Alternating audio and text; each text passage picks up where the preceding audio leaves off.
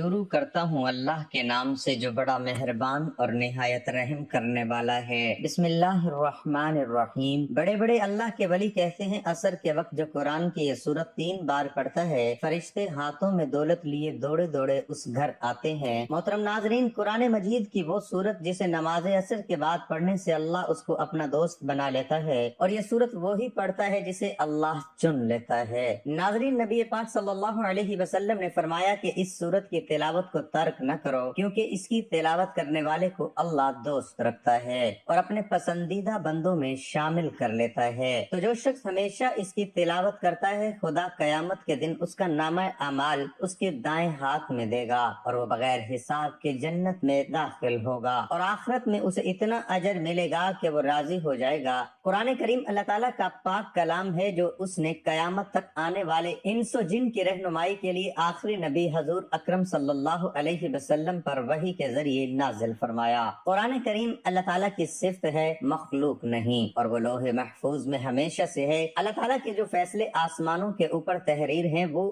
کسی بھی تبدیلی سے محفوظ ہونے کے ساتھ شیاطین کے شر سے بھی محفوظ ہیں، اس لیے اس کو لوح محفوظ کہا جاتا ہے۔ اس کی شکل و صورت و حجم کیا ہے ہم نہیں جانتے، مگر قرآن و حدیث کی روشنی میں ہم اس پر ایمان لائے۔ قرآن و قرآن کا مصدر ہے جس کے معنی ہے پڑھی جانے والی کتاب۔ واقعی دنیا میں سب سے زیادہ پڑھی جانے والی کتاب قرآن کریم ہے، جس کو بغیر سمجھے بھی لاکھوں لوگ ہر وقت تلاوت کرتے ہیں۔ اللہ تعالیٰ نے متعدد جگہوں پر اپنے پاک کلام کے لیے قرآن کا لفظ استعمال کیا ہے، انہ لقرآن کریم۔ اسی طرح فرمایا بل ہوا قرآن مجید۔ قرآن کریم عربی زبان میں نازل کیا گیا ہے، جیسا کہ اللہ تعالیٰ ارشاد فرماتا ہے ہم نے اس کو ایسا قرآن بنا کر اتارا ہے جو عربی زبان میں ہے تاکہ تم سمجھ سکو۔ اللہ تعالیٰ نے قرآن کریم کو قیامت تک آنے والے انسانوں کی ہدایت کے لیے نازل فرمایا ہے، مگر اللہ تعالیٰ سے ڈرنے والے ہی اس کتاب سے فائدہ اٹھاتے ہیں۔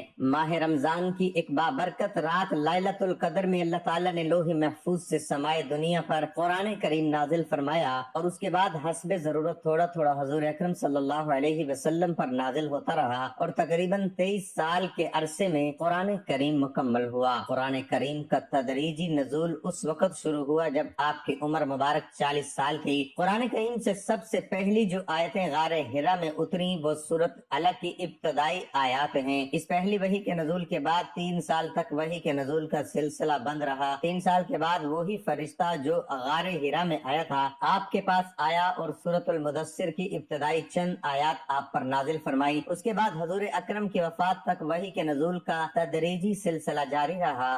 غرض تقریباً 23 سال کے عرصے میں قرآن کریم مکمل نازل ہوا۔ تلاوت قرآن ایک بہت ہی عظیم عبادت ہے۔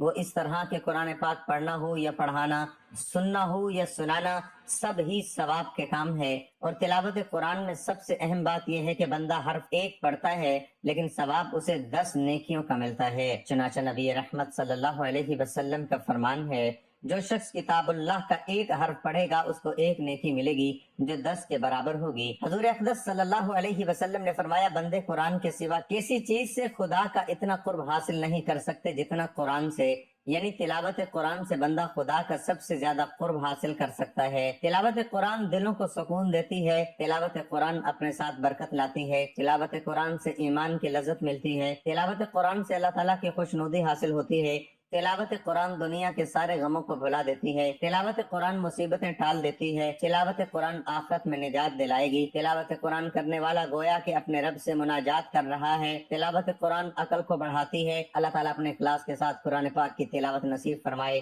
آمین۔ حضور پاک صلی اللہ تعالی علیہ وسلم نے ارشاد فرمایا بے شک دلوں کو زنگ لگ جاتا ہے۔ عرض کی گئی یا رسول اللہ صلی اللہ تعالی علیہ وآلہ وسلم اس کی صفائی کس چیز سے ہوگی؟ ارشاد فرمایا تلاوت قرآن اور موت کو بکثرت یاد کرنے سے۔ قرآن پاک وہ واحد کتاب ہے جس کا پڑھنا، سننا، دیکھنا اور چھونا سب عبادت اور ثواب کا کام ہے۔ قرآن پاک روشنی ہے، نور ہے، سامان نجات ہے، ذکر حکیم ہے اور صراط مستقیم ہے۔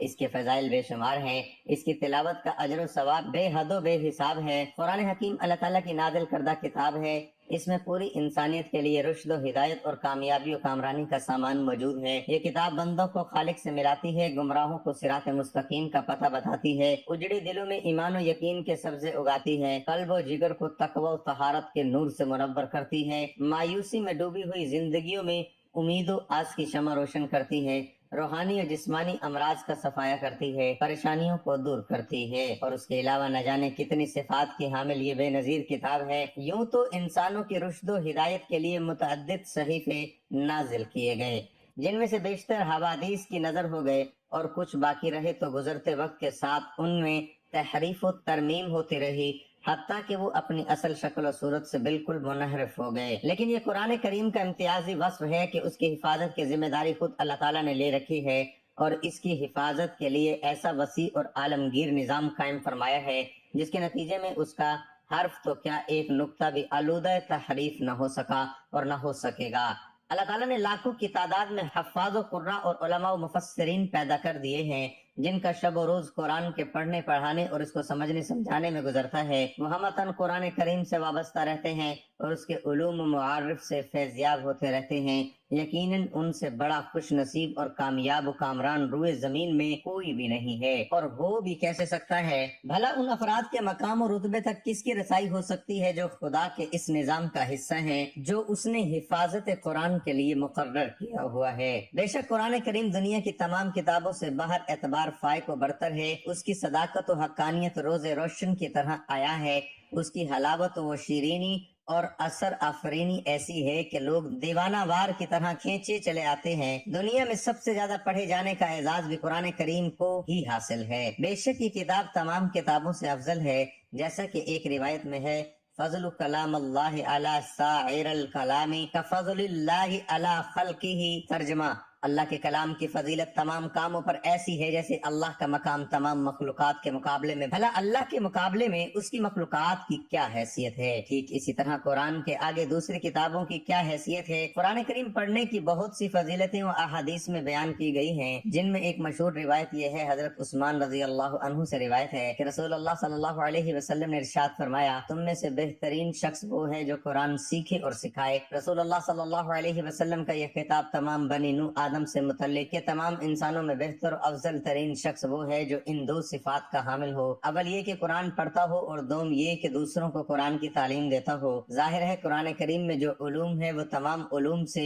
افضل و اشرف ہیں، لہذا افضل ترین علوم میں مشغول ہونے والا بھی انسانوں میں سب سے افضل ہوگا۔ حضرت ابو ہریرہ رضی اللہ تعالیٰ عنہ سے روایت ہے کہ نبی کریم صلی اللہ علیہ وسلم نے فرمایا کہ اللہ تعالیٰ کسی چیز کو اسے پیار اور محبت سے نہیں سنتا جتنا کہ وہ اس نبی کی آواز کو کہ جو خوش الحانی کے ساتھ قرآن پڑھے۔ ابو سعید خدری بیان کرتے ہیں کہ حضرت سید بن حضیر رضی اللہ تعالی عنہ ایک رات اپنی کھجوروں کی کھلیاں میں قرآن مجید پڑھ رہے تھے کہ ان کا گھوڑا بدکنے لگا۔ آپ رضی اللہ تعالی عنہ نے پھر پڑھا، وہ پھر بدکنے لگا، آپ نے پڑھا، وہ پھر بدکنے لگا۔ حضرت سید کہتے ہیں کہ میں ڈرا کہ کہیں وہ یحییٰ کو کچل نہ ڈالے، میں اس کے پاس جا کر کھڑا ہو گیا۔ میں کیا دیکھتا ہوں کہ ایک سائبان کی طرح میرے سر پر ہے، وہ چراغوں سے روشن ہے، وہ اوپر کی طرف چڑھنے لگا یہاں تک کہ میں اسے پھر نہ دیکھ سکا۔ صبح کے وقت میں رسول اللہ صلی اللہ علیہ وسلم کے پاس آیا اور عرض کیا، اے اللہ کے رسول صلی اللہ علیہ وسلم، میں رات کے وقت اپنے کھلیان میں قرآن مجید پڑھ رہا تھا کہ اچانک میرا گھوڑا بدکنے لگا۔ تو رسول اللہ صلی اللہ علیہ وسلم نے فرمایا، ابن حذیر پڑھتے رہو۔ انہوں نے عرض کیا کہ میں پڑھتا رہا، وہ پھر اسی طرح بدکنے لگا۔ رسول اللہ صلی اللہ علیہ وسلم نے فرمایا، ابن حذیر پڑھتے رہو۔ انہوں نے عرض کیا کہ میں پڑھتا رہا، وہ پھر اسی طرح بدکنے لگا۔ تو رسول اللہ صلی اللہ علیہ وسلم نے فرمایا، ابن حذیر پڑھتے رہو۔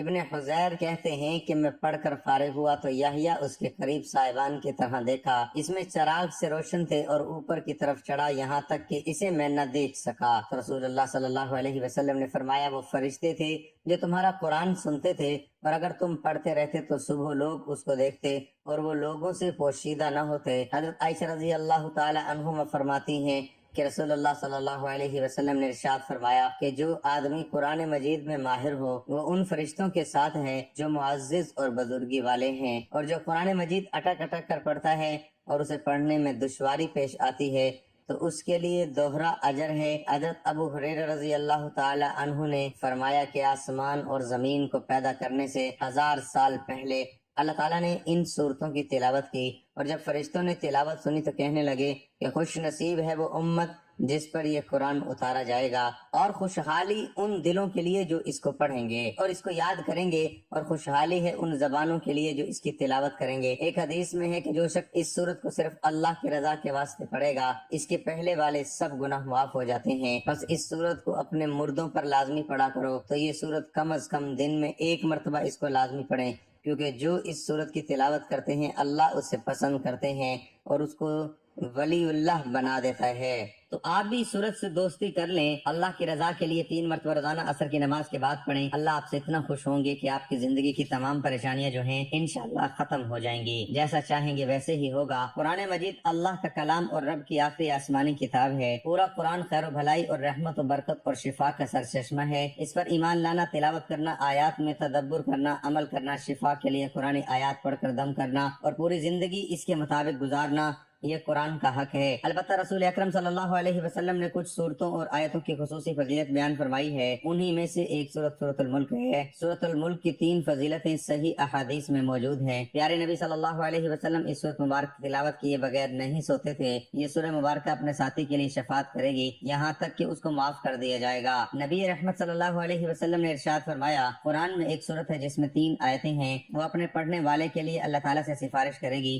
حتیٰ کہ اس کی مغفرت کر دی جائے گی، اور وہ سورت تبارک الذی بیدہ الملک، سورۃ الملک قبر کے عذاب سے بچانے والی ہے۔ اس سورت کا ساتھی قبر کے عذاب سے انشاءاللہ محفوظ رہے گا۔ رسول اللہ صلی اللہ علیہ وسلم نے ارشاد فرمایا، سورت تبارک قبر کے عذاب کو روکنے والی اس سورت کو سونے سے پہلے پڑھنے کی تلقین ہے، چونکہ نیند موت کی طرح ہے، بلکہ اللہ کے رسول صلی اللہ علیہ وسلم نے سونے کی دعا میں نیند کو موت قرار دیا ہے، اور نبی اکرم صلی اللہ علیہ وسلم کا اسے سونے کے وقت پڑھنے کے لیے انتخاب کرنے کی وجہ آخرت میں اس کے خصوصی فوائد ہیں، جیسا کہ دوسری اور تیسری فضیلت سے واضح ہے کہ یہ صورت عذاب قبر سے حفاظت کا ذریعہ ہے اور آخرت میں مضبوط شفاعت کی شکل میں نجات کا سبب بنے گی۔ گویا اس صورت کا اہتمام کرنے والا آخرت میں کامیاب ہو جائے گا انشاءاللہ۔ سورۃ الملک کی فضیلت کا تقاضا ہے کہ ہم ویسے ہی پڑھنے کا اہتمام کریں، اور نماز عصر کے بعد پڑھنے سے اس کی فضیلت اور بھی زیادہ ہے، جیسا کہ پیارے رسول صلی اللہ علیہ وسلم کا معمول تھا۔ اس صورت کی اہمیت کا راز کیا ہے؟ یہ قابل غور پہلو ہے۔ جب ہم اس صورت کی آیات پر غور کرتے ہیں تو ہمیں پتہ چلتا ہے یہ صورت رب العالمین کی عظمت، بادشاہت، قدرت اور ربوبیت کی تعلیم پر مشتمل ہے۔ اس سے بندے کے دل میں خالق و مالک کا خوف اور اللہ کی تعظیم پیدا ہو جاتی ہے۔ اس سورۃ مبارکہ میں اللہ نے تنہائی میں خوف الہی کے فوائد کا ذکر کرتے ہوئے فرمایا، ان الذین یخشون ربهم بالغیب لهم مغفرۃ واجر کبیر، بے شک جو لوگ اپنے پروردگار سے غائبانہ طور پر ڈرتے رہتے ہیں ان کے لیے بخشش ہے اور بڑا اجر و ثواب ہے۔ اللہ کا خوف و خشیت بڑی عظیم عبادت ہے، اور اس عبادت کا انعام اللہ کی جنت ہے۔ سورۃ الملک زندگی کا مقصد خالق کائنات کی تعظیم اور رب العالمین کی محبت سکھاتی ہے، رب عزیز کی قوت و طاقت کا درس دیتی ہے، رب سے بغاوت اور کفر کے برے انجام سے ڈراتی ہے، اور بندگی کرنے والوں کے لیے سعادت عظمیٰ کی بشارت سناتی ہے۔ اللہ تعالیٰ نے پہلی ہی آیت میں فرمایا کہ بادشاہت کا مالک وہی اللہ ہے جس کی خیر و برکت کی کوئی انتہا نہیں ہے، وہ ہر چیز پر مکمل قدرت رکھنے والا ہے۔ اس کے بعد اللہ تعالیٰ نے اپنی بادشاہت اور عظیم قدرت کے دلائل بیان فرمائے ہیں۔ موت اور زندگی کا خالق بھی اللہ ہی ہے، اور اس زندگی کا مقصد آزمائش اور امتحان ہے کہ کون سب سے بہتر عمل والا ہے۔ 7 بلند و بالا طے بطے عالیشان آسمان جس میں کوئی شگاف اور خلل نہیں ہے، اسی ایک اللہ نے بنایا ہے۔ قیامت واقع ہونے والی ہے، اور اللہ نے شیاطین اور کفار کے لیے خوفناک جہنم تیار کر رکھا ہے اور پرہیزگاروں کے لیے جنت تیار کر رکھا ہے۔ زمین کی تخلیق چلنے کے لیے ہموار راستے، رزق کی فراوانی اور زمین کی نرمی اللہ کی قدرت کی دلیل ہے۔ پرندے جو بھی فضا میں پرواز کرتے ہیں اور اپنے پروں کو پھیلاتے ہیں اور سمیٹتے ہیں، یہ اسی رب العالمین کی قدرت ہے کہ وہ فضا میں باقی رہتے ہیں۔ انسانوں کو رب نے پیدا فرمایا، کان، آنکھ، دل عطا فرمائے، روزی کا بندوبست اسی اللہ نے کیا ہے۔ یہ رب کی بادشاہت اور قدرت اور رحمت کی دلیل ہے۔ قیامت کا آنا یقینی ہے، لیکن اس کا علم صرف ایک اللہ ہی کو ہے۔ آخری آیت نمبر 30 میں فرمایا کہ پانی جس پر تمہاری زندگی کا مدار ہے وہ بھی رب کی رحمت کی وجہ سے بآسانی مل جاتا ہے، ورنہ وہ چاہے تو پانی اتنی گہرائی میں کر دے کہ تم اسے کسی بھی صورت ہمیں حاصل نہ کر سکو۔ جس اللہ کی شان یہ ہے کہ تم اپنی زندگی کی ہر ضرورت میں اس کے محتاج ہوں، اس اللہ سے بغاوت کرنا کتنا بڑا جرم ہوگا، شرک کرنا اور اللہ کی آیات کا انکار کرنا، بلکہ اللہ کے رسولوں کا جھوٹا اور گمراہ قرار دینا کتنی جرت اور دیدہ دلیری اور ہٹ دھرمی کی بات ہے۔ کیا سمجھدار اور انصاف پسند ایسا کر سکتا ہے؟ نہیں کر سکتا ہے۔ دراصل تکبر اور غرور اور دنیا کی محبت، نفس پرستی، من پسند زندگی کی محبت انسان کو اندھا بہرا کر دیتی ہے۔ اس لیے اللہ نے شیاطین اور اس کی راہ پر چلنے والے کفار اور اسلام کے دشمنوں کے لیے جہنم کی شدید وعید سنائی ہے، اور واقعی ایسا انسان سچ مچ اندھا ہے، بصیرت سے محروم ہے۔ اللہ تعالیٰ نے ایسے لوگوں کو منہ کے بل چلنے والا قرار دیا ہے جسے اپنی راہ دکھائی ہی نہیں دے رہی ہے۔ یہ بات آیت نمبر 22 میں موجود ہے۔ اہل ایمان کے لیے اس سورت مبارک میں اہم پیغام پوشیدہ ہے، جو سمجھ کر ہر روز تلاوت کرے گا اور غور و فکر کرے گا وہ اس کے اثرات اپنی زندگی میں ضرور محسوس کرے گا۔ چند اہم پیغامات درج ذیل ہیں۔ برکت یعنی خیر میں اضافہ اور دوام و ہمیشگی رب کی طرف سے ہے۔ نعمتوں میں برکت ڈالنا صرف رب کا کام ہے، لہذا برکت کے حصول کے لیے صرف رب العالمین سے رجوع کرنا چاہیے۔ تبارک الذی بیدہ الملک، آسمان و زمین کا خالق و مالک اور مدبر اللہ تعالیٰ ہے، وہ شہنشاہ ہے، اس لیے اس سے محبت کرنا اور اس سے ڈرنا ہی سمجھداری اور سعادت مندی ہے۔ زندگی کا مقصد ایمان اور عمل صالح کی زندگی گزارنا ہے۔ لیبلوکم ایکم احسن عملا، تنہائی میں رب سے ڈرنا ایک عظیم عبادت ہے جس پر مغفرت اور بڑے اجر کا وعید کیا گیا ہے۔ دنیاوی امور اور چیزوں میں مشغول ہو کر آخرت کو فراموش نہیں کرنا چاہیے، کیونکہ دنیا زوال پذیر ہے، دوام اور ہمیشگی صرف آخرت کے لیے ہے۔ وَإِلَيْهِ النُّشُورُ، کائنات میں موجود آیات الہی مثلا آسمان و زمین، سورج، چاند، مختلف قسم کے پھل پھول، اناج، پیڑ اور پودے وغیرہ پر غور و فکر کرنا چاہیے تاکہ رب کی تعظیم پیدا ہو، کیونکہ مخلوق کی عظمت خالق کی عظمت کی دلیل ہے۔ صراط مستقیم یعنی اسلام پر چلنے والا رب العالمین کے نظر میں قابل تعریف ہے، اس کی بصیرت اور بصارت کی گواہی رب نے خود دی ہے۔ اللہ نے ہمیں پیدا کیا، کان، آنکھیں، دل عطا فرمایا تاکہ ہم شکر ادا کریں۔ ہر نعمت کا تقاضا ہے ہم اپنے رب کا شکر ادا کریں۔ ایمان اور توکل علی اللہ ہدایت کی پہچان ہے اور اہل ایمان کا سب سے مضبوط وصف اور سہارا ہے۔ اس کے برعکس شرک اور رب سے دوری کھلی ہوئی گمراہی ہے۔ قیامت کا علم صرف اللہ کو ہے۔ اللہ کے وسیع علم کی دلیل ہے، بلکہ اللہ تعالیٰ سینے کے پوشیدہ خیالات کو بھی جانتا ہے۔ سورت اہل ایمان کو بندگی کے آداب سکھاتی ہے اور ایمان، عمل صالحہ، خشیت الہی، آخرت اور جنت و جہنم پر ایمان، رب کی شکر گزاری، غور و فکر، استقامت علی الدین، توکل علی اللہ اور رب العالمین سے ہمیشہ ڈرنے اور محبت کرنے کی تعلیم دیتی ہے۔ اللہ تعالیٰ ہمیں اس سورت مبارک کی تلاوت کرنے کی توفیق عطا فرمائے، آمین۔ دنیا میں عمومی طور پر انسان مالی پریشانیوں میں جکڑا رہتا ہے، لیکن اس کا حل بھی قرآن مجید میں موجود ہے۔ سورت ملک کی تلاوت کرنے سے نہ صرف آپ کے رزق میں کشادگی ہوتی ہے بلکہ قرضوں سے بھی نجات مل سکتی ہے۔ اسی طرح اور کیا کچھ فوائد ہیں اور کچھ یوں ہیں۔ فراخی رزق کے لیے ثواب کے علاوہ رزق کی فراخی کے لیے ہر روز نماز عصر کے بعد 3 بار سورت ملک پڑھیں، اول و آخر 11 مرتبہ درود پاک پڑھے۔ ہر روز عصر کی نماز کے بعد یہ وظیفہ بلا ناغہ پڑھنے کا معمول بنا لیا جائے تو رب تعالیٰ کے فضل و کرم سے کبھی رزق میں کمی واقع نہ ہوگی اور اللہ تعالیٰ کے پسندیدہ بندوں میں آپ شمار ہو جائیں گے۔ اللہ تعالیٰ آپ کو ولی اللہ بنا دے گا۔ غربت، تنگ دستی اور افلاس دور کرنے کے لیے ہر جمعے کو نماز عشاء پڑھ کر مصلی پر بیٹھے اور اول و آخر 11 بار درود پاک پڑھے۔ درمیان میں 3 مرتبہ سورۃ الملک پڑھے، پھر رب تعالیٰ سے دعا مانگے اور کسی سے بات چیت نہ کرے۔ حق تعالیٰ نے چاہا تو چند ہی دنوں میں اس پر خدا کا بے انتہا انعام و اکرام ہو جائے گا۔ باوضو حالت میں 7 مرتبہ سورۃ ملک پڑھ کر اپنی دکان کے مال پر دم کریں، اللہ تعالیٰ نے چاہا تو دکان خوب چلے گی اور گاہک وافر مقدار میں دکان میں آئیں گے۔ جس کسی پر بہت زیادہ قرض واجب الادا ہو اور وہ قرض ادا کرنے کی طاقت نہ رکھتا ہو تو اسے چاہیے کہ وہ ہر نماز کے بعد اول 11 مرتبہ درود پاک پڑھے، پھر 1 بار سورۃ ملک پڑھے، سورۃ ملک پڑھنے کے بعد پھر 11 مرتبہ درود پاک پڑھے۔ حق تعالیٰ نے چاہا تو غیب سے قرض کی ادائیگی کا سامان پیدا ہو جائے گا اور پریشانی جاتی رہے گی۔ جو شخص غربت و افلاس کا شکار ہو اسے چاہیے کہ وہ ہر روز فجر کی نماز کے بعد 1 مرتبہ سورۃ ملک پڑھے۔ پردہ غیب سے ایسا سامان پیدا ہوگا کہ اس کی مالی پریشانی خوشحالی میں بدل جائے گی، گھر کے حالات ٹھیک ہو جائیں گے، مال و دولت کی ریل پیل ہو جائے گی۔ لیکن اس مقصد کے لیے بلا ناغہ سورۃ ملک کا ورد کرنا ہی مطلوبہ مقصد کو پورا کرتا ہے۔ ناظرین، گزارش ہے کہ اللہ تعالیٰ کے 99 ناموں میں سے کوئی ایک نام لکھ کر کمنٹ میں ضرور شیئر کریں۔ اللہ تعالیٰ ہم سب کا حامی و ناصر ہو، آمین۔ جزاک اللہ۔